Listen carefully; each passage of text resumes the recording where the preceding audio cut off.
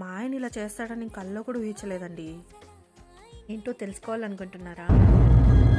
అంటే ఎస్ గుడ్డే, అది నీకోసమే గిఫ్ట్, న్యూ ఇయర్ కోసం గిఫ్ట్. ఏ అన్నాడు కానీ ఆ ఊహ ఎంత బాగుందో. గుడ్డే, ఇందా ఇంకా గిఫ్ట్.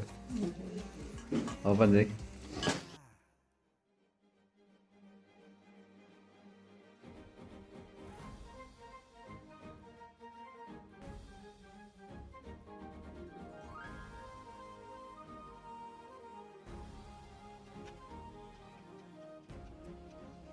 ఇప్పుడు మన ఇద్దరి మధ్య అగ్రిమెంట్ అయిపోయింది.